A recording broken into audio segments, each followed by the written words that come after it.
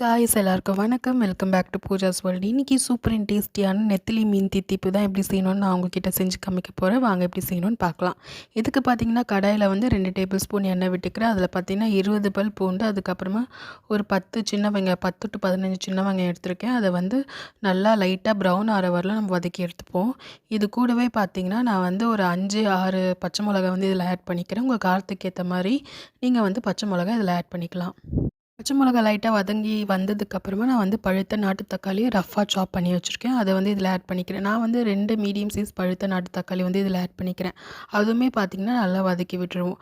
இது கூடவே பார்த்திங்கன்னா நான் அரை மூடி தேங்காய் வந்து பின்னாடி அந்த ப்ரௌன் கலர்லாம் இருக்கும்ல, அந்த ஓடெல்லாம் எடுத்துகிட்டு வெள்ளை தேங்காய் பல்ப் மட்டும் எடுத்து இதில் வந்து ஆட் பண்ணிக்கிறேன். இதையும் சேர்த்து நம்ம வந்து நல்லா வதக்கி எடுத்துப்போம். நான் வந்து பார்த்திங்கன்னா ரொம்ப ப்ரௌனாக வந்து வதங்கக்கூடாது. ஓரளவுக்கு அந்த கலர் வந்து லைட்டாக மாறி வரும்போதே நம்ம வந்து மிளகு வந்து இதில் ஆட் பண்ணிக்கிறேன். நான் வந்து சும்மா ஒரு 4 மிளகு இதில் ஆட் பண்ணி நல்லா ஆற வச்சு பேஸ்ட்டாக அரைச்சி எடுத்து வச்சுக்கிறேன் தனியாக. அதுக்கப்புறமா பார்த்திங்கன்னா அதே கடாயில் 2 டேபிள் ஸ்பூன் நல்லெண்ணெய் ஊற்றிக்கிறேன். அது கூடவே பார்த்திங்கன்னா சோம்பு, கருவேப்பிலை போட்டு நான் வந்து தாளிச்சிக்கிறேன்.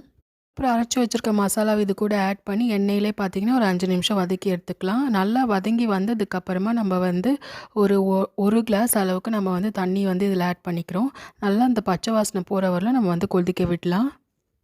மிளகாத்தூள் வந்து ஒரு 1/2 டேபிள் ஸ்பூன் இதில் ஆட் பண்ணிக்கிறேன். அதுக்கப்புறமா இந்த டிஷ்க்கு தேவையான உப்பு ஆட் பண்ணிவிட்டு நான் வந்து நெத்திலி மீன் வந்து எடுத்திருக்கேன். அதை வந்து வாஷ் பண்ணி இதில் ஆட் பண்ணிக்கிறேன். இந்த தித்திப்பு பார்த்திங்கன்னா கிழங்கா மீனில் கூட பண்ணலாம். வெள்ளை கிழங்காவும் இதே மாதிரி நீங்கள் ப்ராசஸில் வந்து ட்ரை பண்ணி பார்க்கலாம். நான் நெத்திலி மீன் ஆட் பண்ணிட்டு 2 நிமிஷம் கொதிக்க வச்சு ஃபைனலாக பார்த்திங்கன்னா கருவேப்பிலை, கொத்தமல்லி தூவி இறக்கிடுறேன்.